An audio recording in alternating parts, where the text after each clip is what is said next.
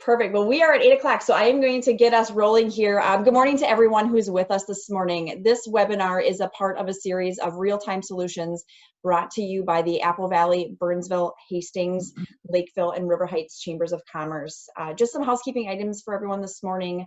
All participants are muted, so please use the chat or the Q&A feature if you have any questions, and we will take care of those at the end of the presentation. This webinar will also be recorded and available on all of our partner websites. The goal of these webinars is to address business concerns and questions as we continue to socially distance ourselves during the pandemic. However, considering the ever-changing business practices, the partners will continue to explore new ways to use technology in our Chamber's future programming as well. So good morning again. My name is Krista Jeck. I'm the president of the Lakeville Area Chamber of Commerce. And we are here today to hear from Karen Fisher with Christian Family Solutions. And she is going to share her insights with us on the 4 responses to crisis. So Karen, with that, I am going to turn it over to you. Sounds great. Thanks, Krista. Yes. Thanks to everybody who's taking time out and to the chambers for organizing this. I especially appreciate that in recent years, there's been more discussion in the business community about mental wellness.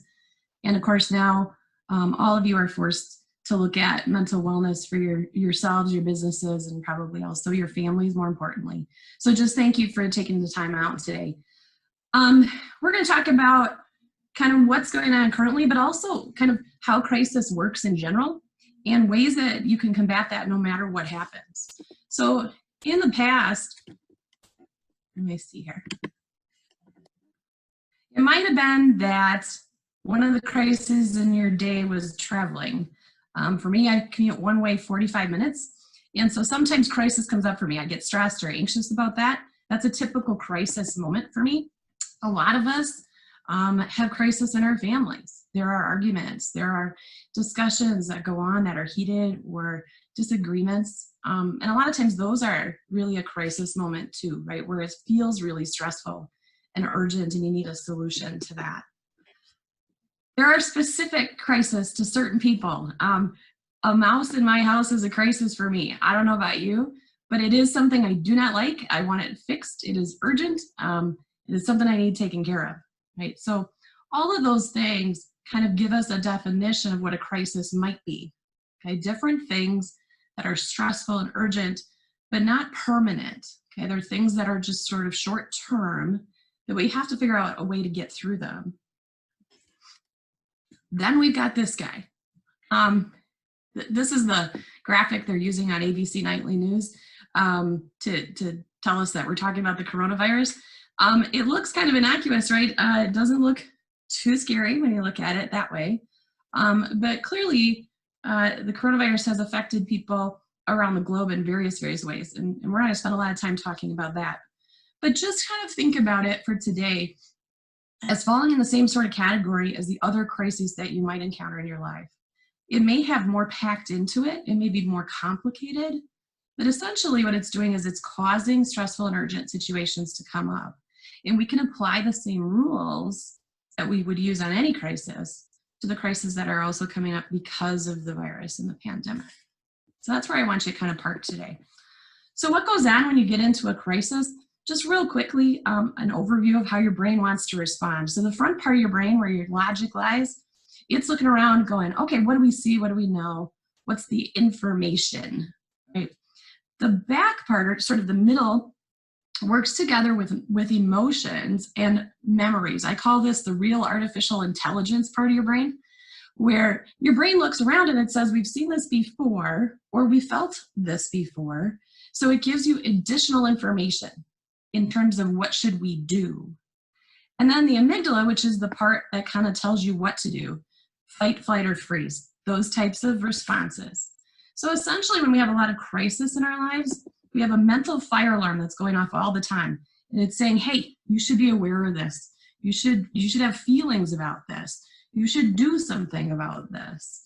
And so when we end up in a crisis situation that goes on and on and on, the fire alarm goes off all the time. And sometimes we don't really want it to go off. It just does that. And for people who have maybe pre-existing mental health conditions, that gets even worse in a situation like this. So if you think about people maybe in your family or even the people who work in your businesses, if they're coming in with some pre-existing, let's say depression or anxiety, this is a much more difficult time, just because their fire alarm is used to going off a lot more often. So we have to kind of keep that in mind as we're working with people. So we want to get this down to something manageable, right? Every crisis has a response. And there are only really four, okay? There's really only four ways to respond when something stressful and urgent happens. Number one is try and solve it. We're going to go through each of these in a little bit more detail. But number one, solve it if you can solve it, right? If you have a crisis in your business, you're going to go ahead and just say, okay, what do we do to get that done? In your family, you're going to try and do that if you can. That's the very first thing. Find a way to solve it. Number two, if you can't do that, you want to survive it, which means just get through it without making it worse. That's surviving. Number three is accepting, right? How do I get my head around this and really take it in and say, okay, this is how it is. Usually we use that skill on like longer term types of problems. And number four would be adapt. So take whatever is going on and then take yourself and mold the two into something new. We'll talk about ways you might do that particular to the crisis too. And then there is a fourth thing you could do. It's not a response, it's a lack of response. So whatever the crisis is, you could stay miserable in it, right? If I have a mouse in my house, I could stand there stomping and screaming if I want to. That is an option. But of course, it's not a response. It's a lack of response. So let's look at each one a little bit more specifically so you can get them to work for you. Solving, okay? Step number one, if I've got a crisis, I want to solve it. How do I know to do that? That's where most people get stuck. Sometimes we will start solving things that are actually not solvable, right? That's a little bit of insanity to do that. So you really got to sort them out. So there's really only two questions to ask if you want to figure out, is this something I'm supposed to be solving? Number one is there anything I can do about it, right? If I'm stuck in traffic, is there anything I can do about that? Well, maybe. I might be able to get off at a different exit and take a different route. But I can't, by nature of the fact that I'm in traffic, move the traffic. I can't change that situation. So really, me taking a different route is the adapt choice, right? I can't solve the problem. So the answer is no, okay? Sometimes the answer is yes, I could solve the problem, but now isn't a good time to work on it. So for example, in the family argument, right? There might be a solution to that problem and you might believe you have it, or the other person might believe they have it. But now is not a good time to work on it because we will make it worse, right? First rule of anger management, take a break. So you must answer yes to both of these in order to be using the solve response. So if it's yes, there's something I can do, and yes, it's a good time to work on it, then I'm going to do that. And I'm going to do it right now. Right? So when it comes to things like the virus, there are so many different crises that come up. I do a lot of work with individuals and groups, and it's a never-ending list of things that people are dealing with right now. And often this is where they get stuck. They believe they can solve some things that are unsolvable. If I think hard enough about it, I'll know how to clean my house well enough, or I'll know how to not let my loved ones get sick. And the truth is, you don't know that. No one does, right?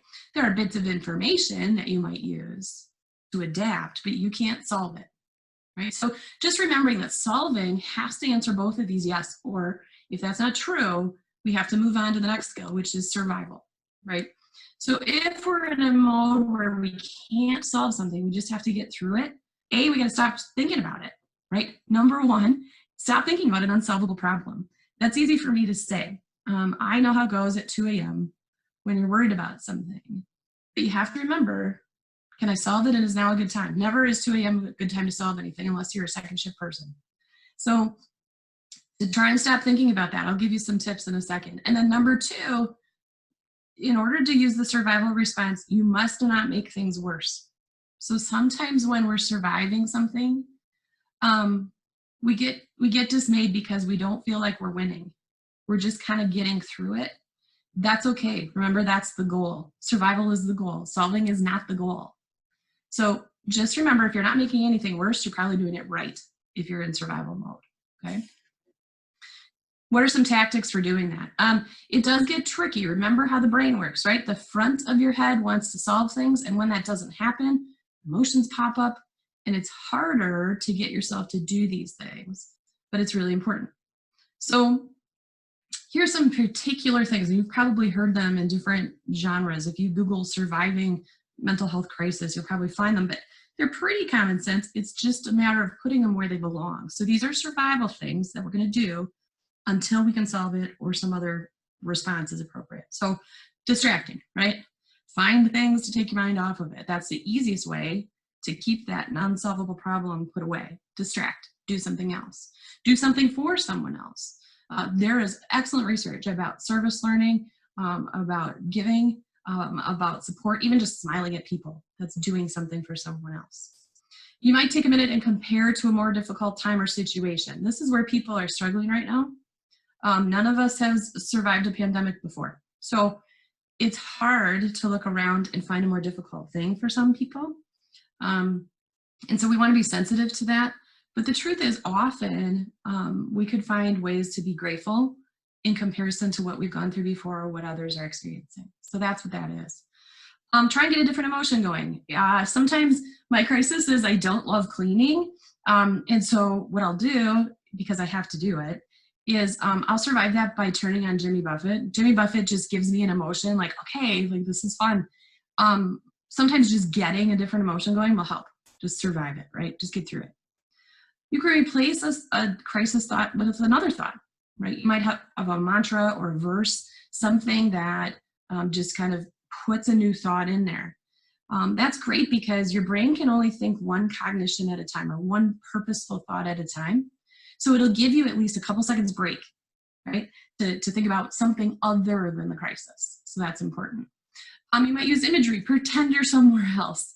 The new thing is I see a lot of clients through Zoom and they've all figured out that background thing where you can like put in a background. And so every once in a while I see people I saw somebody the other day who was at a KISS concert in Russia in 1990, right? So he's imagining he's somewhere else and it makes him feel a little bit better.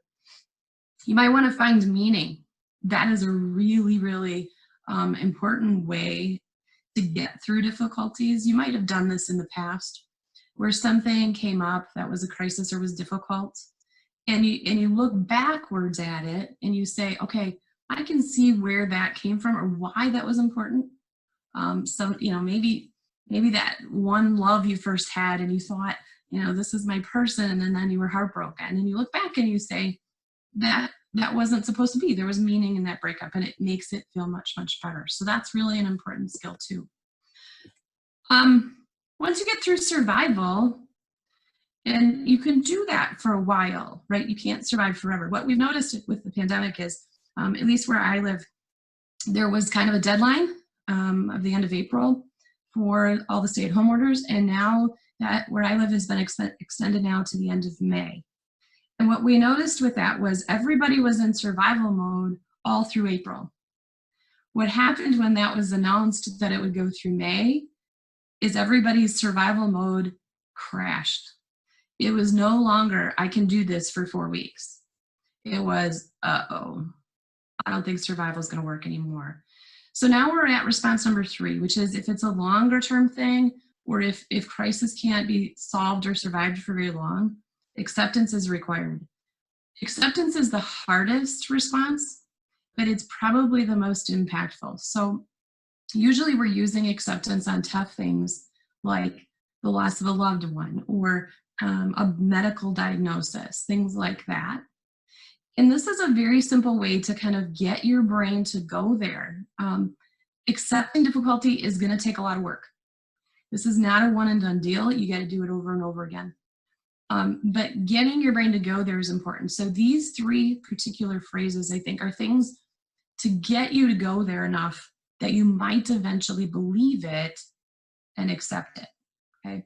So you got to be able to say it is what it is, right? This thing is here, whatever it is. I used to work in a college setting, and at that time, the phrase whatever was around a lot. This is not whatever. This is here it is. Whatever this difficulty is, it's here. Can't ignore it. Can't pretend it's not. It is what it is. Number 2, you want to have a belief that this thing is caused, right?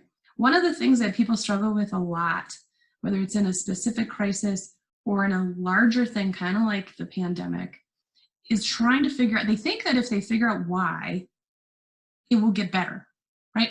That's problem solving though.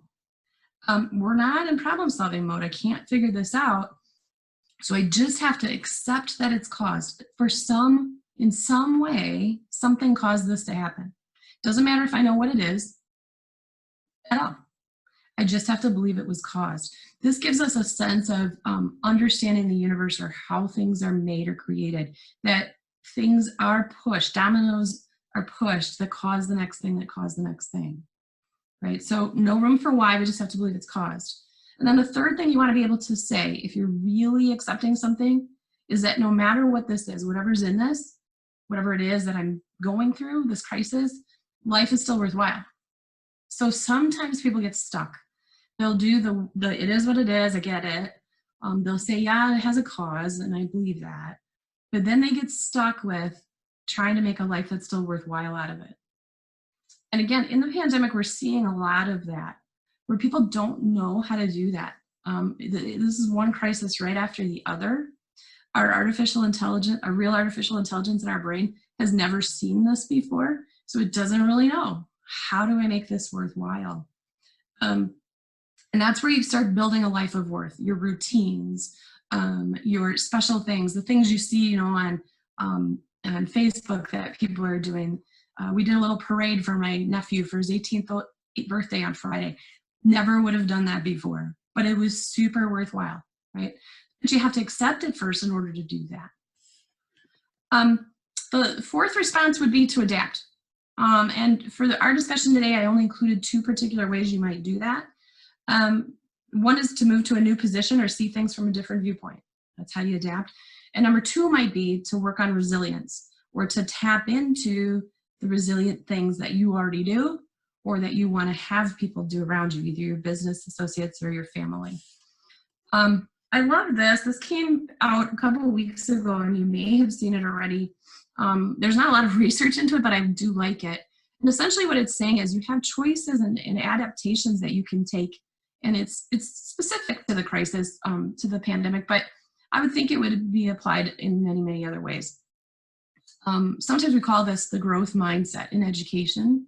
For example, how do I get to adapt into a way where I'm going to grow in this situation rather than retreat in the situation? So whatever the crisis might be, I could figure out, am I moving to the left or to the right on the spectrum? Am I keeping a consistent way to think about this or grow in this particular moment? I think it's a great way to think about it. I try and keep a happy emotional state. I'm empathetic with myself. Different things that might be growth or adaptations you could do. And then the second set of things under adapt that I want to just give to you and have you think about are resiliency skills. So there's a lot of good research on resiliency. It's one of my favorite things to talk about. But a lot of the advice that you'll get, let's say if you just talk to people, is going to come from this. So I want you to maybe have that so you understand where to work to grow resilience. So resilient folks, what do they do? So this is a study of how people bounce back, the good stuff in mental health. And so number 1, they see difficulty as a challenge. They don't lay down when tough stuff happens. They bounce up and they say, all right, let's go, give it to me. How do we get this to go, right? So working on your challenge mindset. Number 2, they commit to things and they follow through, and it doesn't matter how they feel about it. Feelings are not facts. Just because I feel like I don't want to do my workout today does not mean that I should not. It actually means I should. So commitment is important. When you hear people talk about routines right now, that's why.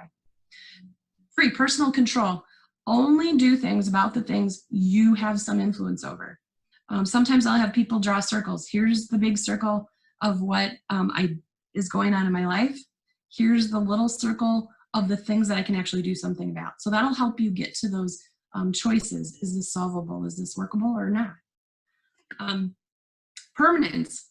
If you're going to be a resilient person, you got to look at difficulties as impermanent. They are temporary. They are not forever. To have the mindset that this will pass. Pervasiveness. Resilient folks don't let one difficulty in one area bleed into the other. This is a big challenge right now. A lot of people are home, schooling at home, working at home, and everything is getting pervasive. It's all meshing together. We want to work really hard at trying to keep things a little bit separate so that if one area goes down, the rest don't. And then last, to look at your mentality. Having a lack of victim mentality, or being understanding that things happen to you, but you are not a victim in and of yourself. That's a real important part of being resilient and being able to bounce back in difficulty. So just to stop and to answer any questions we might have had, just remember, a crisis is a crisis. They come in no other varieties. They just are. They're stressful and urgent, and you can respond. There are 4 possible ways. That's it. Only 4. You just want to work through, can I solve it? Do I need to survive it because it's gone on too long? I need to accept it. Or is there a way to adapt and change in the situation? Of course, you could always stay miserable. That would not be good mental health. All right, Krista, I think that's going to be enough for me. Any questions or anything that I can comment on, I'd be happy to do that. So Karen, yes, that presentation is amazing. Thank you. We do have a couple questions. Just a reminder to anyone else who might have a question, put it in Q&A and chat, and I can ask that to Karen. One of the questions we've had is, obviously for managers or coworkers, is there a way to identify when an employee or a coworker is just down, or when it's something more serious that should be addressed? Okay, that's a great question. What I'm interested in is, I think that I've attended a few, like in our area, we have Management Resource Association or things like that. And I think what human resources individuals or business manager type of individuals need to start to do is, it really comes from a relationship, with your employees.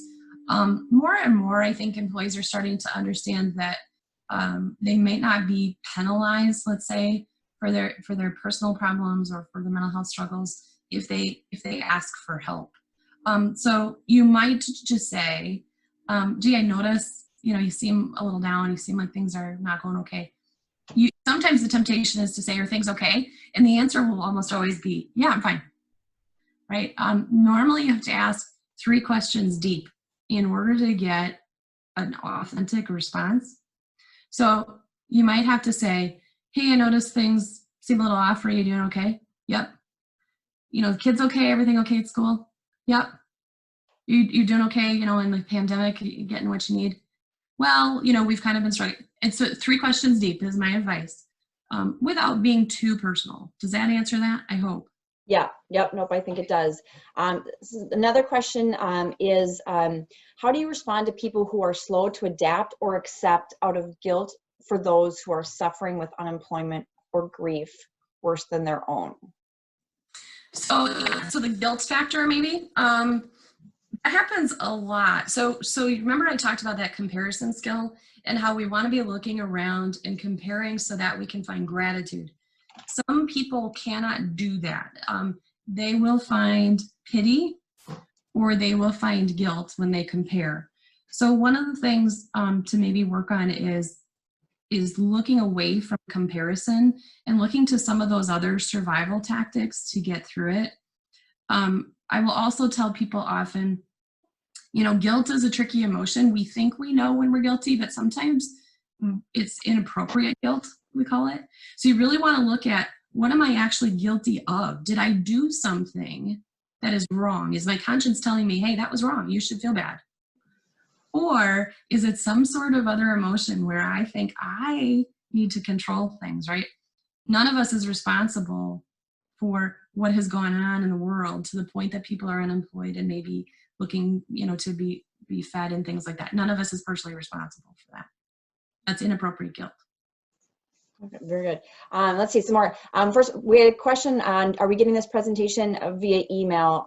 So Karen, I don't know, it will be available obviously on the video, but are we allowed to share this via email as well, the PowerPoint?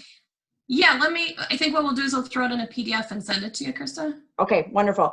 Then another question we have, someone has asked how spirituality fits into the mental health, things like prayer, how that would fit in.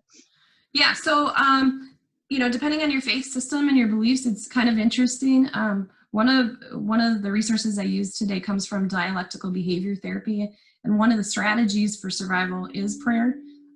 So that idea that spirituality supports mental wellness, there's a lot of good new research on that.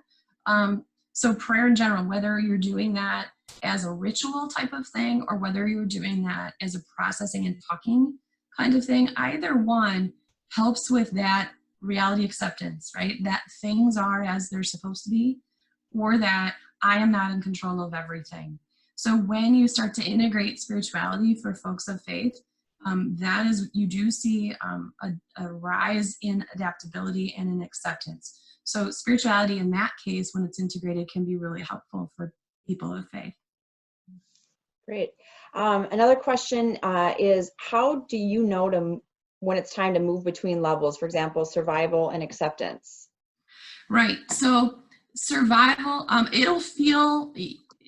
acceptance will feel different. So think about a time when you've really accepted something. For most people, that's a death of someone they've loved. So we survive, and suddenly it's so uncomfortable to survive anymore. We have to move to acceptance. So there will be a tipping point where it will feel more unbearable again to be surviving, and that's when acceptance will be called. And you'll notice it because you'll see the weight sort of come off, right? If you've ever had that experience where maybe someone has passed away and you're kind of fighting against it, that's survival mode. Once you kind of release that, that's where you step over to acceptance mode. I do think you do have to practice it. It's not something that will come easily because it's against our nature, right? We want what we want, and the thing we're trying to accept is not what we want. So you have to look at those three sentences and start working on them, believe them, practice them, so the acceptance and that freedom will come. But it sort of becomes just your own internal tipping point from survival to acceptance.